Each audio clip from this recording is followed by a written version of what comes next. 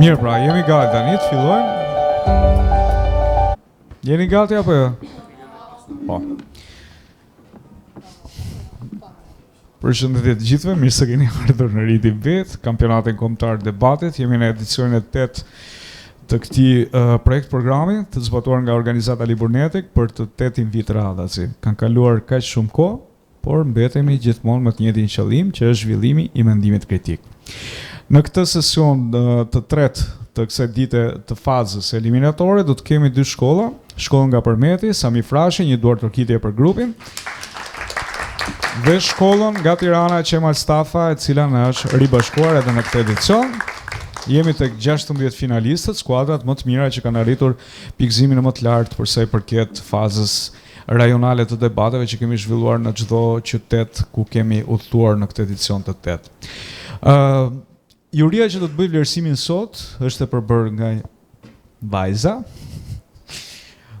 mjaft mira dhe mjaft të formuara për sa i përket mendimit kritik, sepse i kemi që të treja antare që kanë qenë dhe në edicionet e kaluara, duke nisur nga Oltiana Rama, është drejtuese e PVN, Albania Network, si quhet tani? Shumë mirë, kemi ndryshuar dhe emër, jemi bërë ndërkombëtar, di që keni hapur dhe një filial në Norvegji, shumë suksese. Angelipa nga Brain Nest Institute, po kështu edhe ajo shumë e njohur me formatin e debateve.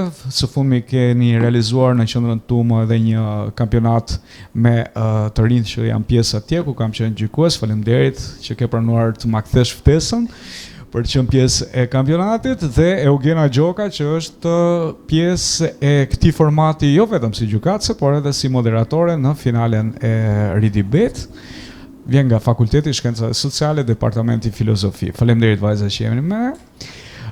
Sikurse e thash pak më parë, në këtë përballje do të kemi dy shkollat, Qemal Stafa dhe Sami Frashi, dhe do të debatojmë për temën e cila ka të bëjë pikërisht me fokusin që kemi vendosur këtij edicioni, që është ekonomia qarkulluese. Ndaj tema do të jetë përgjegjësiria e konsumatorëve, në të vërtetë sa mund të bëjë ndryshimin.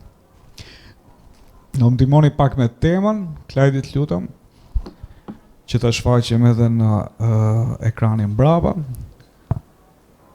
Përgjegjësiria e konsumatorëve, në të vërtetë sa mund të bëjmë ndryshimin. Kjo është tema. Do të bëjmë përzgjedhjen e qëndrimit tani, kështu që do të vinë një nga anëtarët e shkollës Qemal Stafa, vajza e parë ndoshta, meqense ka më të lehtë. Te globi i vogël, lutem, mund të tregjesh një nga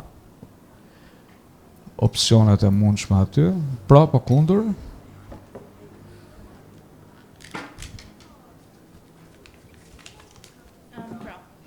Pro, do të jetë Qemal Stafa. Po, e hapim dhe tjetrën që të jemi transparent dhe ma dorëzo mua këtu globin pastaj.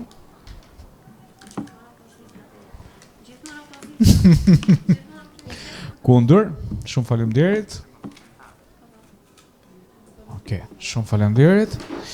Nga ky moment keni 7 minuta kohë përgatitore. Bëhemi gati tani, ndjekim debatin e parë, debatin e skuadrave. Të 8 anëtarët do të kenë drejtën e fjalës, që do të thotë në mënyrë të alternuar, duke u bazuar tek qëndrimi. Pro është skuadra që hap debatin, kështu që ju uroj shumë suksese, nga 1 minutë për secilin maksimalisht. Mund të filloni. Përshëndetje, sot kemi kënaqësinë të debatojmë mbi një temë e cila më përket.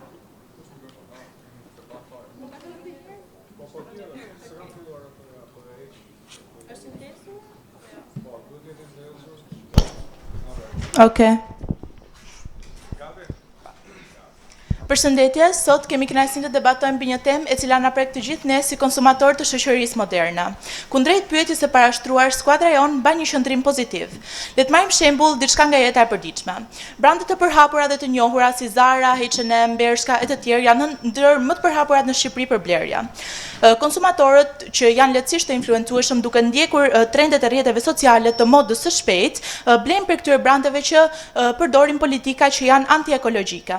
Për shembull, në vitin vitin 2020, sipas statista, Italia mbante vendin e parë në Europë për emtimin e mbetjeve tekstile më shumë nga të gjitha vendet e tjera, 466.000 tonë në vit. Por kush është konsumatori i cili i ushqen këto brende që të vazhdojnë të prodhojnë rroba të tilla duke ndjekur këto lloj politikash? Konsumatorët e tillë janë pikërisht ne. Ndryshimi fillon tek vetja para se të vërshojë në botë. Faleminderit.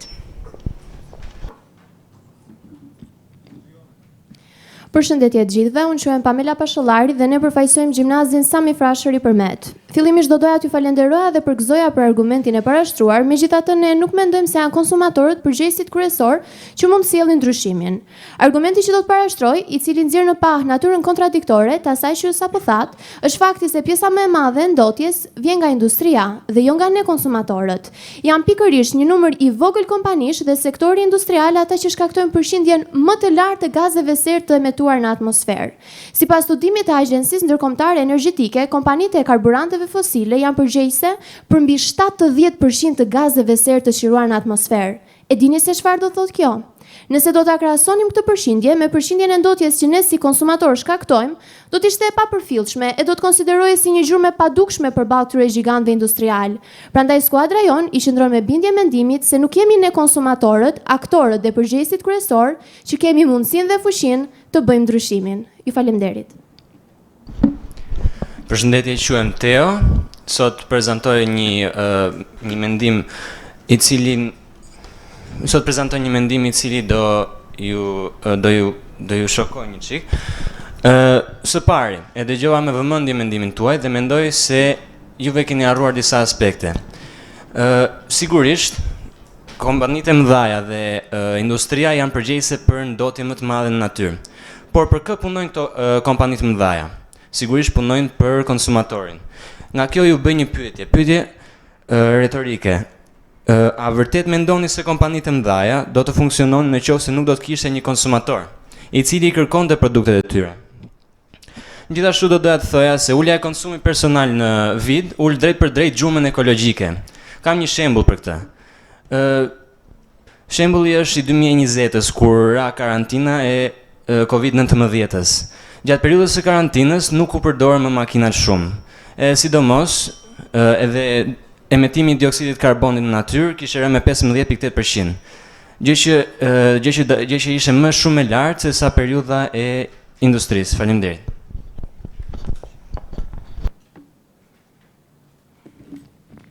Përshëndetje, quhem Branko Seati dhe falenderoj për argumentin që juve parashtruat, por unë kisha diçka që doja t'u kundërshtoja.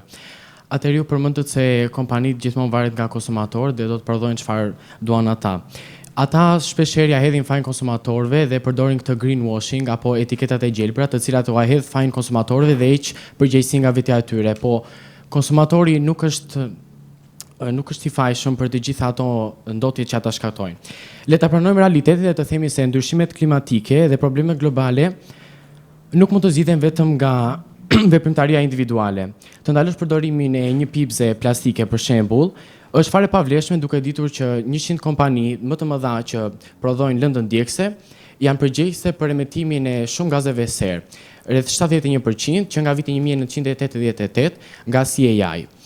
Nëse një konsumator mund të zgjedhë të përdorë biçikletën në vend të makinave për të ndihmuar në këtë problematik, ajo do ishte fare papërfillshme, njësoj si një pikë. Përshëndetje, jam Erisa, po dëgjova me vëmendje argumentit që ju na paraqitët dhe sipas jush është që konsumatori nuk ka ndikim. Atëherë si shpjegoj që tregu po largohet nga ideja e bullokut dhe po promovon minimalizmin, ndarjen e burimeve dhe etikën në konsum? Jo sepse korporatat janë altruiste, por sepse vetë konsumatori po ndryshon norma shoqërore. Dhe pikërisht ky ndryshim shtron bazat e argumentit tim. Konsumatorët nuk po zbatojnë më thjesht norma shoqërore, por po i krijojnë atë. Në një kohë kur merrçënia matet me teprisën, është vetë konsumatori ai që ka ndryshuar këtë parim.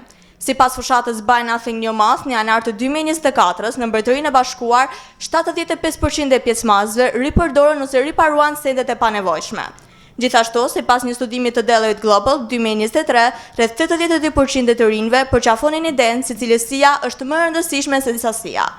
Përgjegjësia e konsumatorëve nuk është thjesht një mit idealist, është realiteti që po strukturon normat kulturore të jetesës sonë. Faleminderit. Përshëndetje, unë jam Vesa Jaçe dhe mbroja në kundër në këtë debat. E respektoj argumentin tuaj Erisa, megjithatë jo të gjitha kompanitë zgjedhin këtë rrugë siç the ti. Ne mendojmë se konsumatorit i është dhënë një sens falso përgjegjshmërie nga kompanitë që mund të konsiderohet edhe shumë manipulues. Le të flasim pak për gjurmën personale të karbonit. Për ju që se dini, gjurma personale e karbonit është sasia e gazeve të dëmshme si metani dhe karboni që prodhon një individ gjatë gjithë jetës së tij.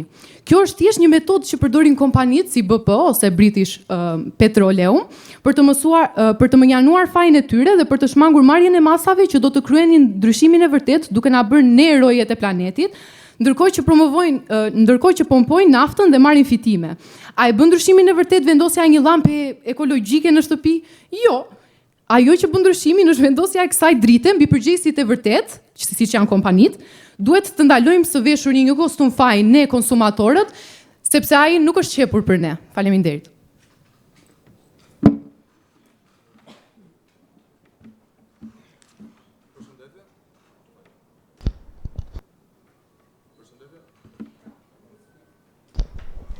Punonta? Okej. Përshëndetje, unë quhem Brelin Doci, e dëgjova me vëmendje argumentin tuaj, por do të doja të thoja diçka. Po flasim shumë për kompanitë dhe veprimet e tyre, por tema thotë që konsumatori i përgjegjshëm edhe mund të bëjë ndryshimin. Do doja të flisja pak për konsumatorët. Një konsumator i përgjegjshëm patjetër bën ndryshimin, pasi vetë fuqia vlerëse nuk bën vetëm ndryshime në ekonomi, por edhe morale dhe mjedisore. Nëse konsumatorët shohin mungesën në cilësitë e një korporate, ata mundën thjesht të shterojnë së blerë shërbimet apo produktet e asaj korporate, duke çuar atë korporat thjesht drejt falimentimit. Gjë që ka ndodhur shumë shpesh, sepse sipas një studimi të Harvard Business Institute, në vitin 2023, 73% të kompanive amerikane ndryshuan politikat e tyre mbi etikën, pas ankesave të bëra nga konsumatorët mbi transparencën e tyre. Si për shembull Nike. Nike në vitin 2000 u detyrua të rriste nivelin e etikës dhe kushtet për shkak të bojkotit të bërë nga konsumatorët vetë për kushteve të punëtorëve dhe faktorëve të tjerë të cilat nuk kemi kohë të përmendim. Si mund ta mohojmë në vlerën e fuqisë blerëse kur ajo po bën vazhdimisht ndryshime? Faleminderit.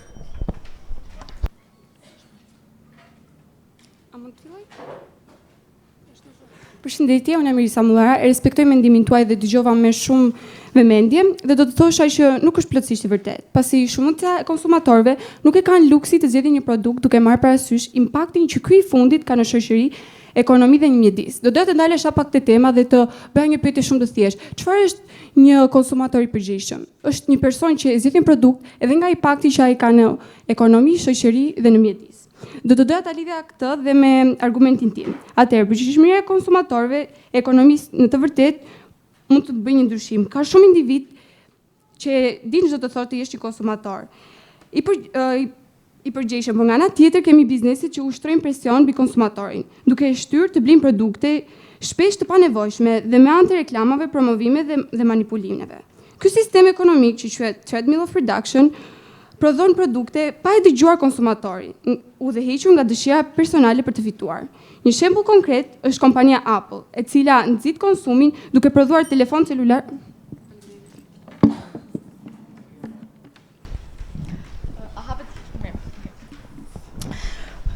Përshëndetje, quhem Mersa dhe duke u ndjekur me kujdes, vura re një keq interpretim për sa i përket konceptit konsumatorit. Konsumatorët nuk janë vetëm blerës, janë qytetarë aktiv, të cilët me anë të presionit kolektiv ndikojnë në politikat publike. Shembull konkret dhe i prekshëm është ai i ndalimit të qeseve plastike një përdorimshe, nismë globale ku përfshin mbi 90 kombe bashkë me Shqipërinë. Kjo lëvizje nuk erdhi nga qeveria, erdhi nga qytetarët, nga ata që lobonin në internet dhe refuzonin blerjen e qeseve në dyqane, duke kërkuar dhe insistuar për alternativa ekologjike. Ky mobilizim qytetar solli formimin e një kulture të re në vend, atë të marrjes së qeseve nga shtëpia.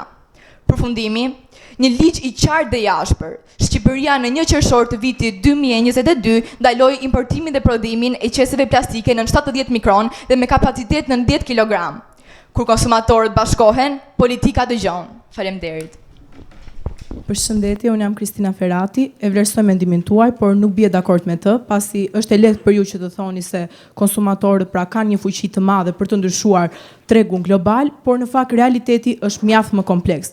Pasi këta konsumatorë të rinj do të veprojnë në sisteme të cilat janë të ndërtuara nga kompani gjigante dhe gjithashtu veprojnë edhe mbi bazën e disa politikave që e kufizojnë atë. Dhe të gjitha konsumatorët të rinj jemi të gjithë ne që jemi këtu.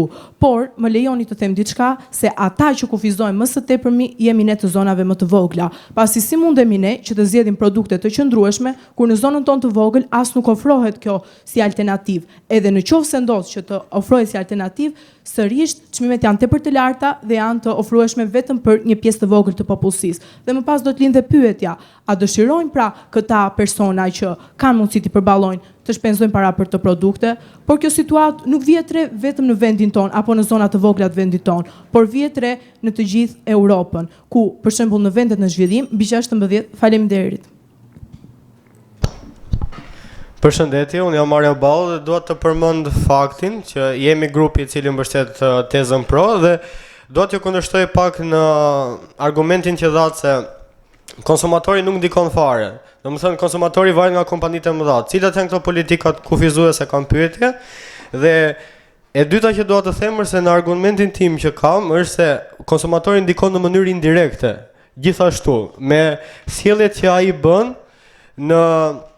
në blerjet e tij. Për shembull marrim shembullin e makinave elektrike me makinën Tesla, e cila është lider e prodhimit të makinave elektrike dhe kishte monopol vitet e para, ku marrim për shembull 2020-ën sipas Deloitte u prodhuan 2.5 milion makina elektrike, në 2023 janë prodhuar 14 milion dhe pritet që në 2030-ën të prodhohen mbi 31 milion. Dhe ka bërë që kompanitë tradicionale si Volkswagen, Ford dhe Toyota e të tjerë të jenë të pranishme në këtë industri gjithashtu. Pse u fike? Të jenë gjithashtu të pranishme në këtë industri, duke sjell inovacion për shkak të mungesës. Po nga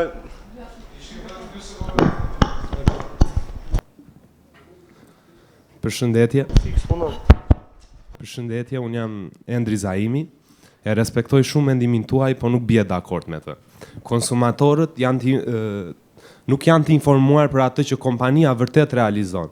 Ata nuk janë në gjendje të kuptojnë se çfarë është një revolucion i vërtet dhe çfarë është një marketing i thjeshtë. Kompanitë përdorin metoda të ndryshme psikologjike për të dhënë një iluzion sikur po bëjnë diçka. Kjo është e bazuar në një informacion dhe në një reklamim të pasakt, të cunguar në dëm të konsumatorit, duke përgënjeshtruar për të rritur shitjet apo të ardhurat, për të shfaqur si kompani të qëndrueshme dhe ekologjike. Faleminderit.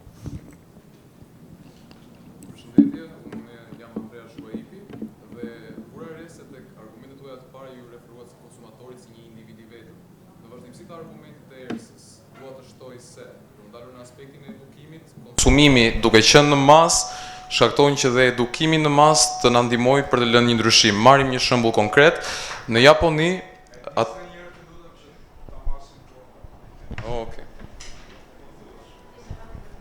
Përshëndetje, jam Andrea Shuaipi dhe duke vazhduar në vazhdimsi të argumentit të erësës, doja të mbroja tezën se edukimi mund të bëhet në masë, konsumatori vërtet si individ nuk mund të japi një kauz, një ndryshim, si ju referuat si një individ të vetëm konsumatorit.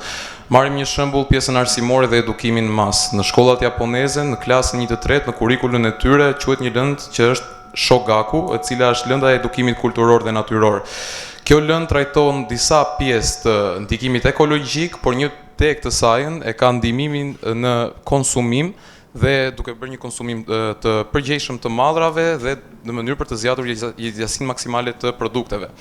Projekti EDEP që u zhvillua në provincën e Ishikawas gjatë vitit 2010, për 7 vite, vuri re një ndryshim pozitiv nga 30% që ishte e synuar ndryshimi i emetimeve të karbonit nëpërmjet integrimit të këtij programi, ai vajti 43% në uljet e emetimeve të karbonit në këtë provincë. Faleminderit.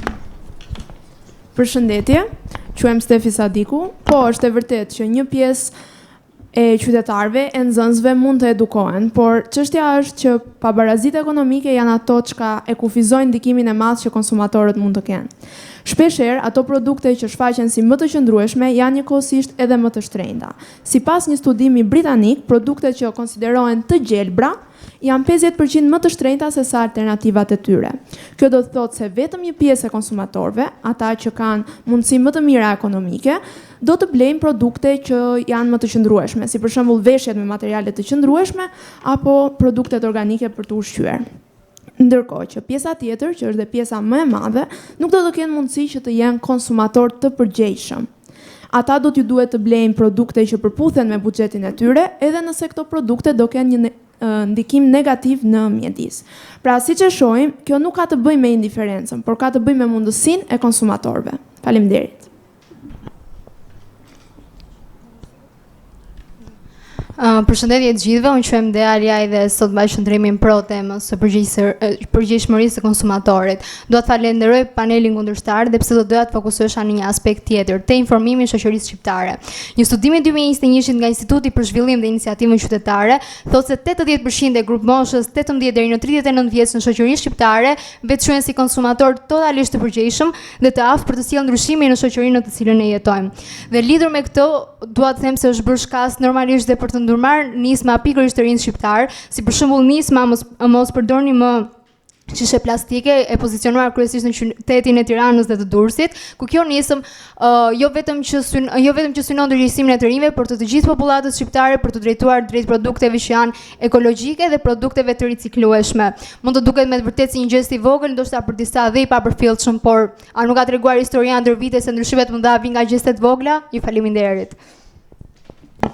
Përshëndetje, jam Johana Ramolli, e vlerësoj vërtet argumentin tënd, por i mëshoj mendimin që konsumatori thjesht nuk mund të sjellë ndryshime konkrete, pasi këto ndryshime kërkojnë punë, përpjekje, të mirë koordinuara nga korporata dhe gjithashtu kërkojnë ligje, projekte dhe financime gjithashtu dhe nga qeverisja. Siç vënë në dukje dhe miqtemi, pjesa më e madhe e ndotjes vjen nga industria dhe nga konsumatorët. Gjithashtu vëmë në duke dhe fenomenin greenwashing dhe gjithashtu pasimin e fajt nga industria te konsumatori thjesht, gjithashtu dhe pamundësinë e konsumatorëve për të mëshuar drejt ndryshimeve. Me bindje arrim të themi se konsumatorët e thjesht nuk mund të sjellin ndryshime rinjësore, pasi ndryshimi është një proces i ngadalt, i cili kërkon kohë dhe nuk mund të pritet me njëherë nga të gjithë. Ju faleminderit.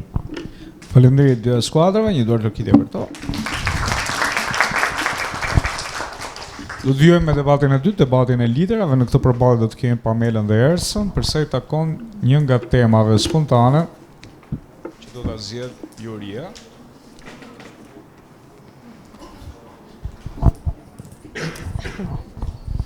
Të vetmit njerëz që kanë ndonjë pushtet në demokraci janë politikanët.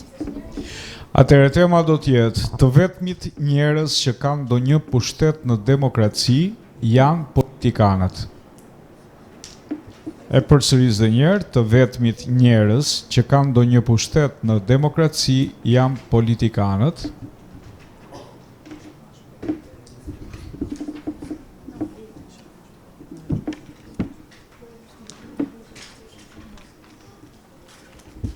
Kemi temën?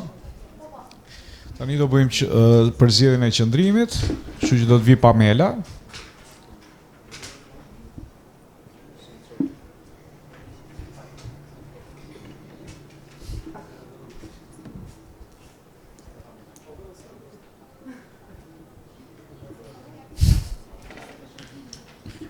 E tregojmë nga kamera. Pro. Do të jetë Pamela, kundër do të jetë Ersa. Po.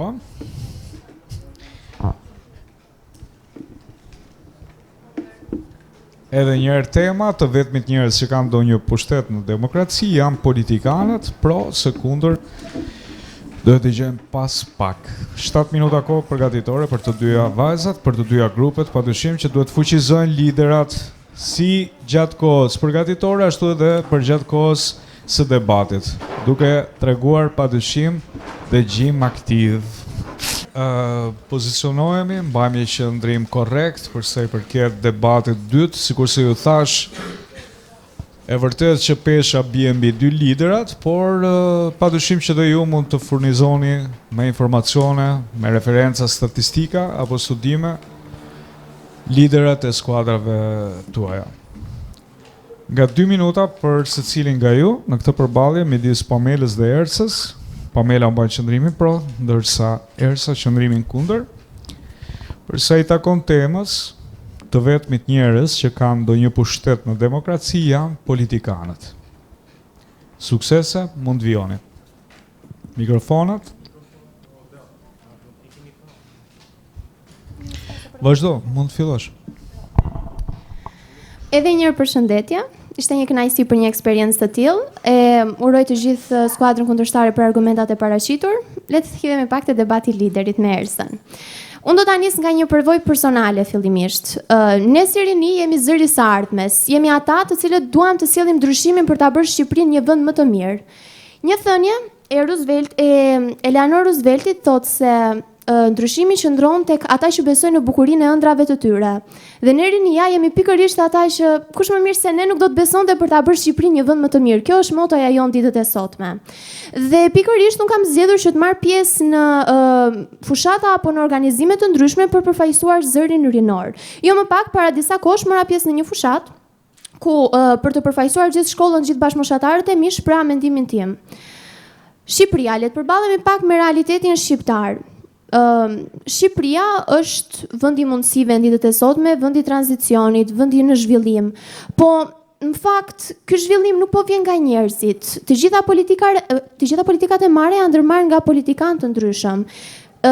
Kemi parë protesta të ndryshme që organizohen në Shqipëri, të cilat bëhen pikërisht për faktin se janë politikanët që nuk zgjedhin të dëgjojnë popullin, por preferojnë që të marrin vendimet e tyre personale. Ju do të thoni se jemi ne populli që i kemi zgjedhur ata, është e vërtet se ka ndodhur diçka e tillë, por realiteti është ky. Në momentin që një person përballet me një pushtet, po e marr pak dhe në aspektin personal. Nëse unë do të përballesha me një pushtet, patjetër që ajo etja e pushtetit të rëmben. Dhe ti do që të marrësh gjithnjë më shumë. Dhe politikanët në këtë rast po bëjnë këtë gjë. Po zgjedhin që ai pushteti po i rëmben dhe po i bën që të kërkojnë gjithnjë më shumë. Pra, nëse do ta paraqisja me një karikaturë, do të ishte ajo copa e madhe e tortës, që në këtë rast do të ishin të gjitha ato të mirat që duhet merrte populli, të gjithë politikanët po ndërhyjnë që secili të marrë një copë më të madhe dhe çfarë i mbetet në fund? Asgjë. Faleminderit.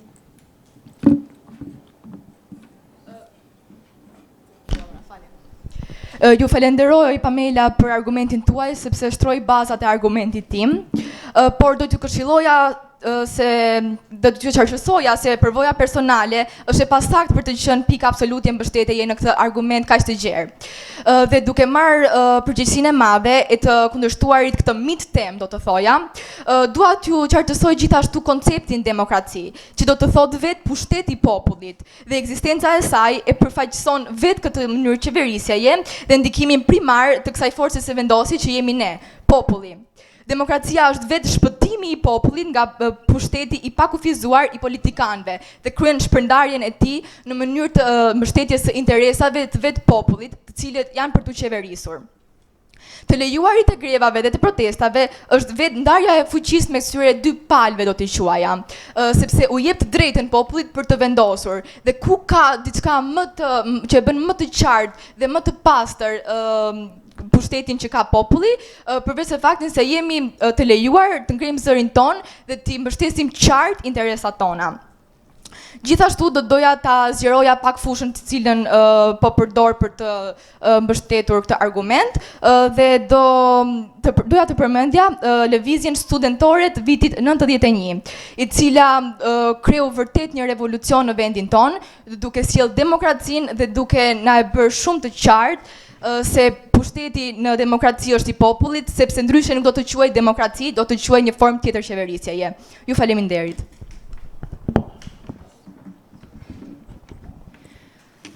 Të falenderoj për argumentin që parashtrove, po më lejo që për një moment të bëj avokatin e djallit dhe të kundërshtoj në disa pika që the.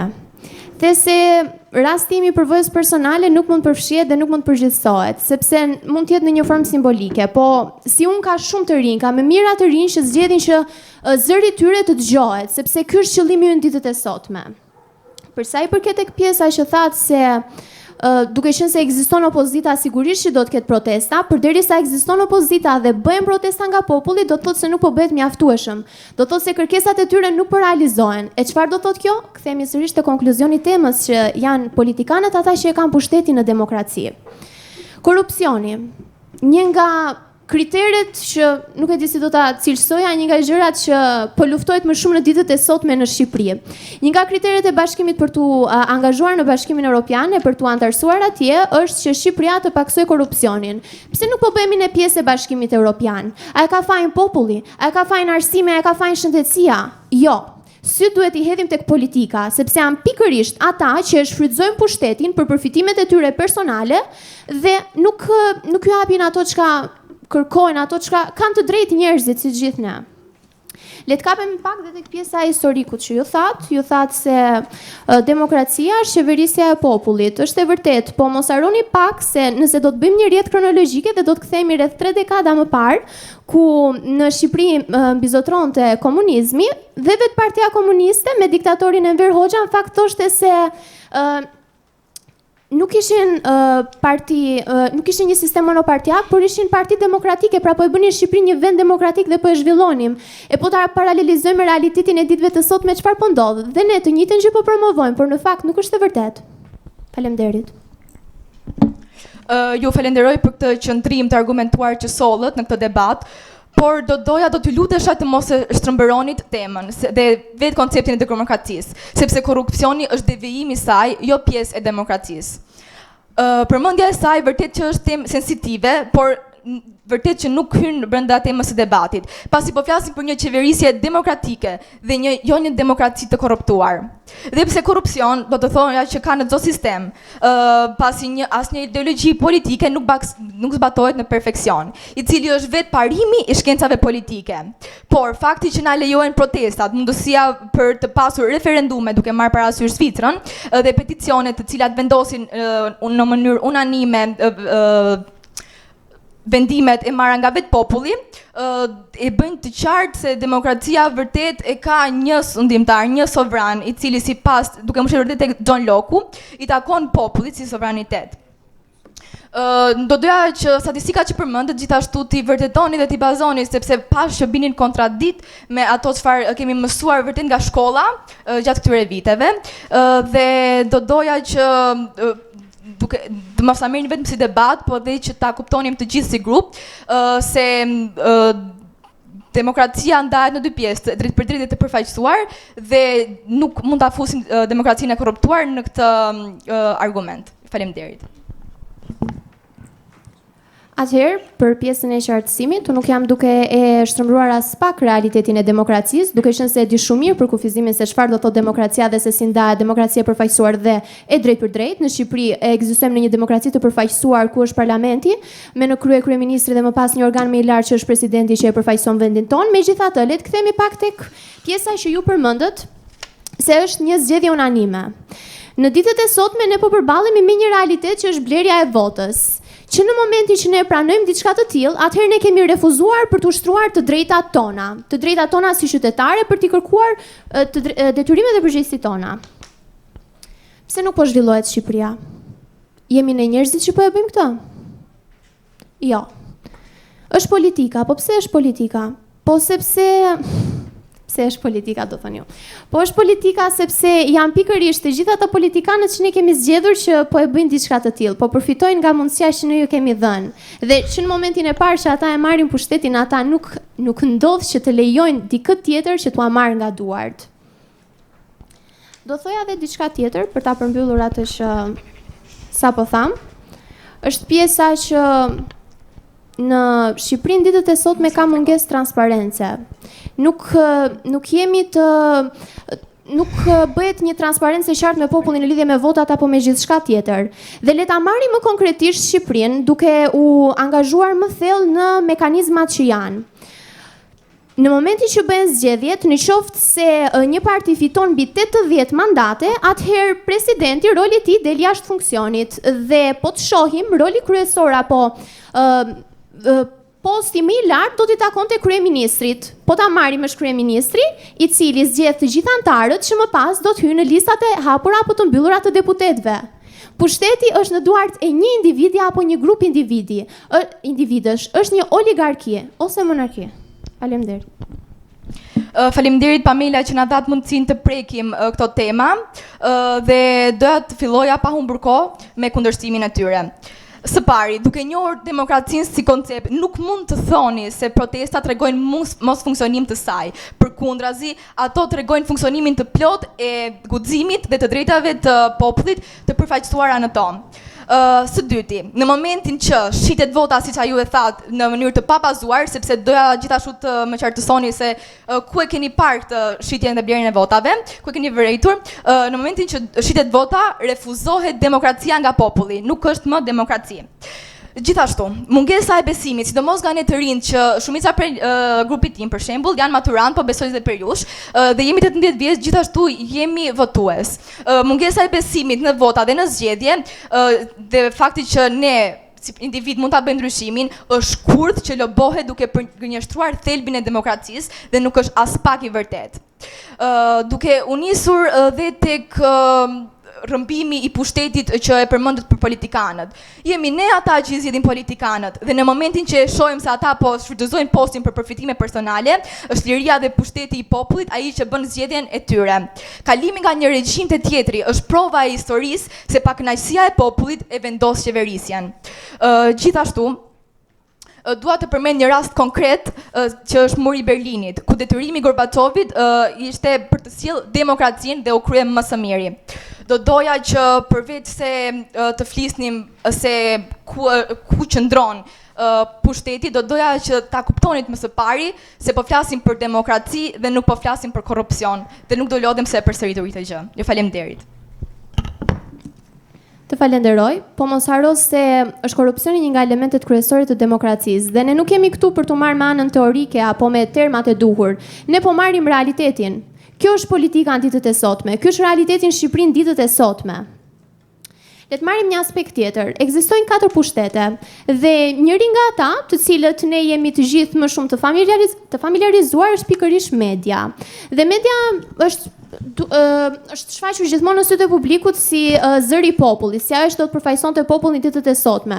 Po mos harrojmë skandalet të ndryshme mediatike ku pikërisht drejtorët e televizioneve të famshme apo CEO të kompanive të ndryshme që kanë lidhje me median janë pikërisht të korruptuar nga politika. Çfarë tregon kjo? Se politika po e shtrembron realitetin duke përdorur median. Dhe media është pikërisht komunikimi kryesor që politikanët kanë me publikun. Pra duke përdorur median ata zgjedhin që ti manipulojnë ata më lehtë, sepse në këtë mënyrë zgjidhet një manipulim, një kamuflim më i mirë. Le të kapem pak, të ndalojmë tek silogjizmi i Aristotelit, i cili thotë se demokracia, në qoftë se demokracia është pushteti i popullit për popullin, po drejtohet nga disa individa, atëherë nuk quhet demokraci. Dhe në Shqipëri kjo gjë është duke ndodhur. Dhe për sa i përket pjesës ku thatë se rinia duhet motivohet, unë isha shembulli konkret dhe jam e sigurt që si unë shumë bashkëmoshatar të mi janë duke bërë këtë gjë. Dhe për ta përmbyllur, do përdorja një shprehje të Abraham Lincolnit shumë vite më parë që e ka thënë: qeverisja e popullit nga populli për popullin. Ne shpresojmë që në Shqipëri kjo gjë të ndodh një ditë. Ne shpresojmë që në të gjitha vendet komuniste apo kudo që të jenë ku nuk zbatohet, kjo qeverisje të ndodh. Po fatkeqësisht realiteti në Shqipëri dhe në shumë vende të tjera është se qeverisja e popullit nga populli për popullin bëhet nga oligarkia ose nga një person i vetëm dhe jo nga demokracia. Ju falemnderit. Pamela, edhe pse ne të dyja kemi përgjegjësinë e madhe për të qenë përfaqësuese të kësaj teme dhe bashkëmoshatarëve tanë, do të shpresoja shumë që bashkëmoshatarët tanë mos ishin gjithashtu mendimtar të faktit se koncept kryesor i demokracisë është korrupsioni, siç ju e përmendet në nisjen e argumentit. Po neve duhet të njihemi me faktin se po flasim për pushtetin e demokracisë, jo për realizmin shqiptar, ku prania e korrupsionit dhe blerjes votave janë thjesht akuza. Do doja të vazhdoja me sjelljen e rasteve konkrete që nuk i pash të pranishme përveç përvoja personale në argumentet tuaja, ku doja të përmendja protestën më të madhe të bërë në vend, që është demonstrata 2014-s për lëndët kimike në Shqipëri. Si mund të jetë populli i pafuqishëm kur ky vendim është hedhur poshtë dhe është kthyer mbrapsht vetëm për faktin se populli e ka para atë si jo të denjë dhe është ngritur. Ku e bazoni mos funksionimin e demokracisë në vende të tjera ku Franca është vetë djepi i revolucionit? Dhe gjithashtu, për të përmbyllur pyetjet e mia ndaj jush që janë thjesht një mënyrë për të reflektuar për vetë ardhmen tonë që kemi në duart tona, do doja ta mbyllja me shprehjen e Voltairit, që thotë, unë mund të luftoj për të kundërshtuar çdo mendim tënd gjithë jetën, por do të jepja jetën që ti të gëzoje të drejtën për ta thënë atë. Ju faleminderit dhe shpresoj t'ja ketë vlerë ky debat. Faleminderit. Ne bindur se po. Tani është koha e jurisë për të bërë vlerësim. Jemi gati, të zbulojmë rezultatin, të zbulojmë se cila do të jetë shkolla që do të vazhdoj garën në këtë sfidë bukur të ri debate. Fjala është për jurin, që do të jap padyshim komente, sugjerime, këshilla për sa i përket vazhdimësisë, por edhe asaj çfarë ndoqëm sot për të përmirësuar, jo vetëm për këtë lojë, por edhe për ditëshmërinë edhe për atë çfarë na shërben në të vërtet projekti dhe të bëri debat konstruktiv. Fjala për ju. Faleminderit Niku. Faleminderit juve për debatet që na dhuruat sot. Kishte pika shumë të forta për cilat ju përgëzojmë, por ka dhe pak gjëra që është mirë ti përmirësojmë, sepse janë, jo vetëm për këto debate, se Niku përmendi debatet, që jam shumë dakord, por nga ana tjetër kjo rrjedhë logjike ju ndihmon dhe juve në ndërveprimin tuaj të përditshëm, por edhe në zhvillimin profesional që do të keni, edhe që ju tashmë e keni. Në fakt, në fillim më bëri pak përshtypje mënyra e ndërveprimit ndërmjet jush, kur morët temën.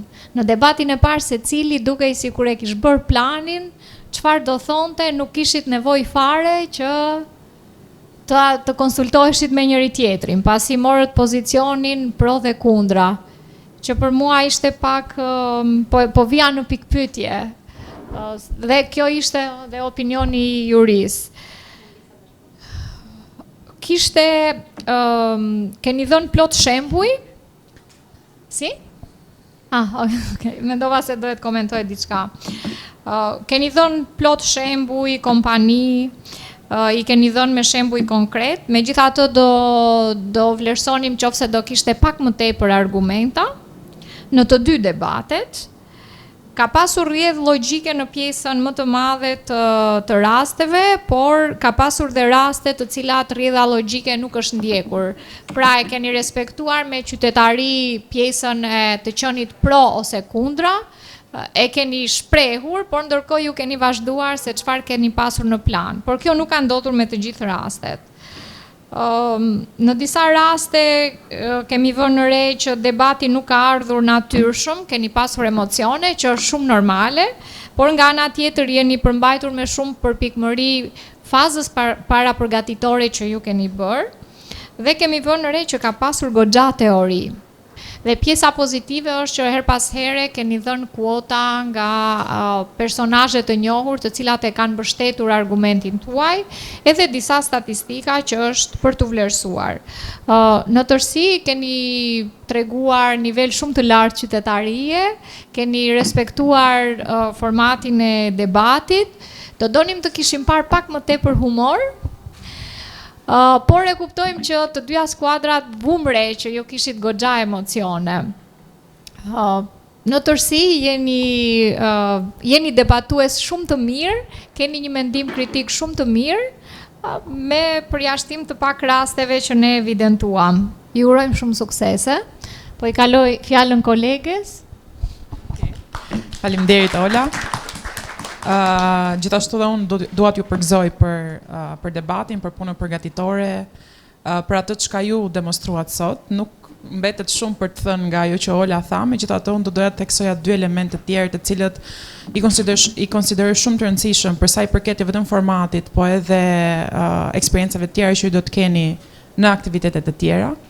Dua të vendos theksin tek personat që e hapin debatin dhe ata që e mbyllin, sidomos në debatin e grupeve. Është shumë e rëndësishme, ju besoj keni bërë trajnime, po besoj nuk është eksperiencë e re për shkollat tuaja që janë pjesë e këtij formati. rolin dhe strukturën që duhet ketë një lider kur hap një debat dhe sidomos mbyllja që është shumë e rëndësishme për të vendosur theksin. Nga të dy skuadrat duhet të themi që hapja e debateve mund të kishte qenë edhe më mirë, sepse rëndësia duhet vendosur tek tema dhe normalisht duhen parashtruar argumentat kryesor për sa i përket temës. Ndërkohë që mbyllja është gjithashtu shumë e rëndësishme për të ritheksuar argumentat e ekipit, jo për të shtuar element të rinj në fund. Kështu që do ta vlerësoja dhe le të themi ju paraqes këtë në formë këshille për debatet e tjera, sepse sigurisht njëra nga ju do të kaloj në fazën tjetër dhe besoj do të keni debatet e tjera për të zhvilluar, kështu që kjo ishte pika e parë. Dhe pika e dytë për sa i përket kundër argumentave dhe të dëgjuarit në mënyrë aktive, këtë e kemi theksuar shpesh herë, është shumë e rëndësishme, është e ditur që një debatues i mirë është gjithashtu një dëgjues i mirë dhe jo vetëm për të dëgjuar kundërshtarin, por edhe shokët e ekipit. Thënë kjo, është shumë e rëndësishme bashkëpunimi dhe mënyra se si ju e paraqesni argumentat tuaja. Pra, sigurisht që argumenti juaj duhet jetë komplementar ose plotësues me atë që ka thonë anëtarët e skuadrës suaj, po nga ana tjetër duhet të kapni dhe mangësitë ose elementet e skuadrës tjetër të cilat le të themi ju favorizojnë temën tuaj. Kështu që kjo do të ishte elementi i dytë që doja t'ju sugjeroja për sa i përket asaj çka ne pam sot. Gjithsesi, për ta përmbledhur për mos qenë kaq teknik edhe në detajet të debatit, dua t'ju përgëzoj, dua t'ju sugjeroj që të lexoni sa më shumë për debatet e tjera, por edhe ndoshta për eksperiencat e tjera që do të keni po në të njëjtin format. Ju përgëzoj për punën, ju përgëzoj për energjinë që na përcollët sot dhe fitoft më i miri. Shumë suksese. Po e marr fjalën duke ju thënë një faleminderit dhe komplimente për progresin që keni treguar deri në këtë fazë. Sigurisht një falënderim shkon për të dy zyshat, të cilat kanë përshtypje bëjnë një punë shumë madhe me secilin nga ju. Kam edhe unë dy kritika të vogla, duke qenë se fatmirësisht ju kam ndjekur që në krye të këtij edicioni, kështu që do doja që ti kishit përmirësuar disa gjëra që ne ja u kemi thënë në debatet respektive të dy skuadrave. Në nivel grupi do kisha dashur shumë bashkëpunim nga të dy shkollat. Ju lutem, shkolla e cila e kalon këtë fazë, por edhe shkolla tjetër, jo vetëm në shkollë, po edhe më tej, edhe në jetën e përditshme, duhet ta keni parasysh 8 mendje janë shumë për të bërë një debat fantastik. Kështu që keni parasysh, bashkëpunimi është e vetmja rrugë që na çon përpara. Nuk ka asnjë sukses individual.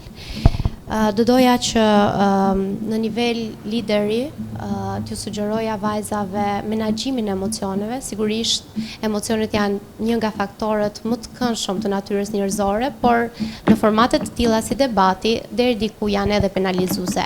Oratoria nuk është gjithmonë argumentuese, por gjithsesi, pasja një oratorie të mirë gjatë parashtrimit të argumentave që ne kemi, është në funksion të skuadrës në formatin e ridebate. Do doja t'ju thoja edhe diçka që ja u kam thënë edhe në debatet e tjera, ju lutem, kemi nevojë për pak humor.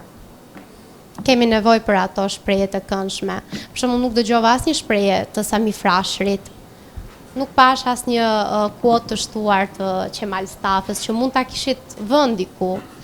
Duhet ta kemi parasysh që janë mendimtarë që kanë dhënë shumë për vendin tonë, edhe keni parasysh që ju në fundit përfaqësoni ato shkollë, përfaqësoni në vetvete edhe këta mendimtarë cilët ju i keni në përditshmëritë tuaja.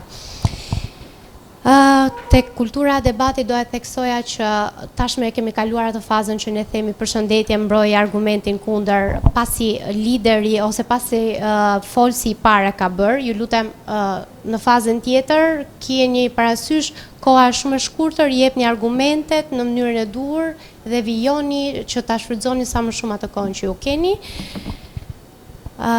Me gjithë këto këshilla që unë dhash, më lejoni t'ju them që realisht ndihem shumë mirë t'ju shoh këtu në këtë fazë dhe unë jam shumë e bindur që ridebate është i vetmi format që nuk ka humbës, por ka vetëm fitues. Ju merrni një eksperiencë në komunikim, ju merrni një eksperiencë në debat dhe ju sugjeroj që të vijoni debatoni, jo vetëm në formate të tilla, por në përditshmëri, duke pasur parasysh shprehjen time të famshme, debaton mirë kush debaton me rregulla. pa cënuar dignitetin, pa cënuar asnjë gjë nga ana personale. Me një diferencë shumë të vogël tashmë, më duhet të them rezultatin. Kalon në avantazh dhe vijon sfiden shkolla e mesme Sami Frashëri Përmet. Shumë suksese.